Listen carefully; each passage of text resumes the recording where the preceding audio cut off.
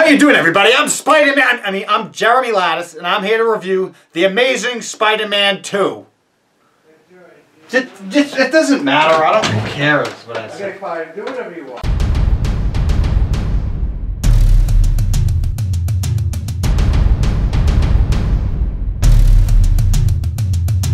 Alright, The Amazing Spider-Man 2. No, what can I say? The not-so-amazing Spider-Man 2. This movie... This movie really is not that good, everybody. It is not that good. First of all, where do we start? Some cool things about it. You know, when he's swinging in the city, that looks pretty cool, I gotta say. I think that is really cool. Like the opening scene. I mean, it's a pretty decent action scene. Just the overall story, the plot of this movie is just all over the place. You know, you got this whole Harry Osborn thing going on. You have this whole like Peter and Gwen Stacy thing going on. Then you have Peter and his dad in the beginning of the movie, the plane and their parents. It's like, you know what? What's going on here? Like, is this really a Spider-Man movie? All right, let's start off with Electro. Okay, you have the guy who plays Electro, Jamie Foxx. I mean, he's not a bad actor. I mean, he did it okay for what he had to do, but you have him, he's like this just dorky guy, and he has these glasses, and he's just like, oh, I'm a loser, nobody likes me, I just want to be...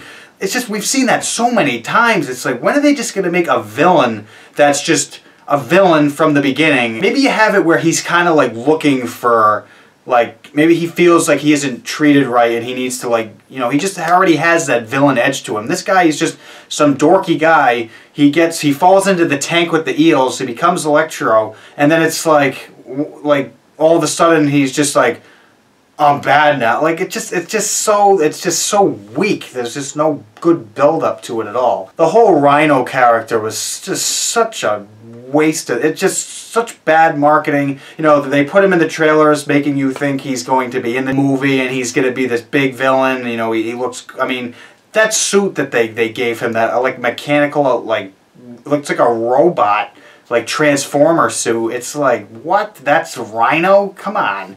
But not only that, he's in it for the first scene not as like Rhino, he's just like this criminal guy and he gets caught, and then he's in at the very end and he doesn't even really fight.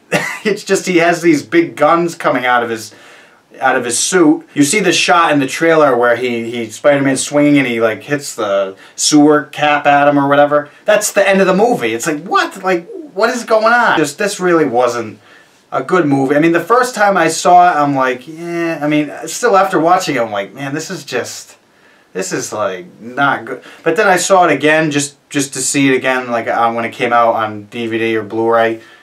And it's just like, I realized how boring it is. It's just so long and boring, and it's just all over the place. It's like, and I'm disappointed because I'm a huge Spider-Man fan, and Sony just does not seem to know what they're doing. They really don't. The first Amazing Spider-Man, really, I didn't think it was that great. I think it was definitely better than this one. They really could make these movies great. You know, you have a great villain in Electro. Just have him be the main villain. You know, you got this whole Harry thing going on, and then they just have him be the Green Goblin in the end for like 2 minutes. It's like, really? Like, they just seem like they don't know what they're doing. And if they really just took their time with these movies, I mean, the bottom line is Sony should just give the rights back to Marvel. Imagine Marvel Studios themselves making Spider-Man movies, how great they would make them. But just, there's so much good stories and good villains and good characters in the Spider-Man universe, and I just feel like they're not using it to what they could be. They're not. So really, this movie, really not that good. It is disappointing because you want it to be good. And even the guy who plays Spider-Man, what's his name, Andrew Garfield, I'm not really a huge fan. I just don't, I mean, like, he did better as Spider-Man in this, I gotta say. He definitely seemed more like Spider-Man in this as opposed to the first one. Maybe because the first one, it's a whole origin story. This one, he's Spider-Man. You see him in the beginning, he's great. I think he does a good job. It's just, if they really just did it right, and they just, and he wasn't even a Spider-Man that much in it either. It's like, it is a Spider-Man movie. We need to see more Spider-Man in it. Maybe that's what would make the movie better. So overall, I do not recommend this movie. I just don't buy it.